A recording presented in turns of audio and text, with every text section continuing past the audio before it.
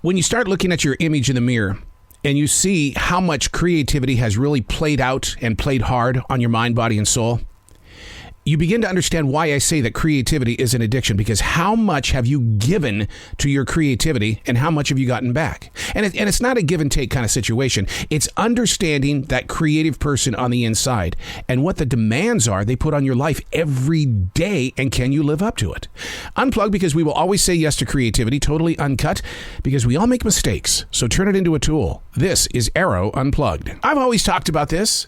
I can't hide it from you, and I never will. I don't have weekends, and that's a choice. But when my mind, body, and soul realize I don't have weekends, it begins to poison everything that you're doing. For nearly 3 decades, my wife and I have endlessly put ourselves in public places, basically meaning we are not afraid to work. So much so that it's coming across as being a job hoarder. Not a fear of having nothing, but it's difficult to face a day where there is nothing on the calendar. So you create new plans. You look for places to go to just run off to. The idea of physically resting never wants to be ahead of the pack, because I'm not going to get that time back. And as of late, I've been feeling like I think I need to make a change to find respect with the presence of downtime. I have the ambition and the strength, but can I create downtime? To not always be in a rush to get to work. And the reason why I bring that up is because my mother was 86 years old before she passed. In all of the memories that I have in my head and heart, she was always working. All the way up to 86. Always working. I'm stuck asking the question, how much of her life did she really get to enjoy? Hey, it's Arroe. This is The Daily Mess, a chronological walk through an everyday world. I am a daily writer. I've been doing it since July of 1994. And when you make that a part of your practice and your habit, what happens is you begin to speak a truth on the page, and you start looking at life and you start studying things around you. And I really try to give the invitation to you to begin that process of getting to know who you are. What is in your life? Can you give us a good answer? Or is it, we're just getting by? Yeah, you're getting by.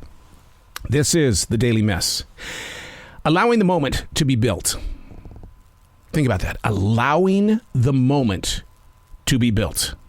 Walking into the rising rays of the morning sun with the courage and confidence of knowing that 2 days are never the same. And here's something even heavier for your heart. So I'm going to say that again. No 2 days are ever the same, nor do most play out according to plan. It's not a negative. No, we're just being transparent here. It's awareness. It's being mindful of where we presently stand. It doesn't mean you have to like it, but you've got the inner strength to listen to it, to replenish it, trim off the excess, to believe or to disagree. Just be in your moment. And building it requires not only personal attention, but the activation of the mind, body, and soul. Not always solo. See, the thing is that you've got to learn how to collaborate. It's part of your personal growth. But what are you going to leave behind? How much do you really want to share? I mean, what's the real picture here? The rising rays of the morning sun not only provides light, but valuable nutrients that empower plants and other animals to reach their daily potential. Allowing the moment to be built. Too often, we're always trying to become what we would like to become, but we don't.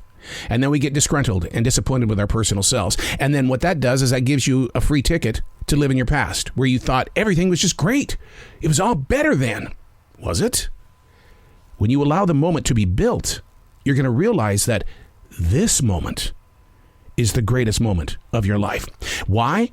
Because you've got the inner strength to listen to it, to replenish it, to grow with it. It's all there when you allow the moment to be built.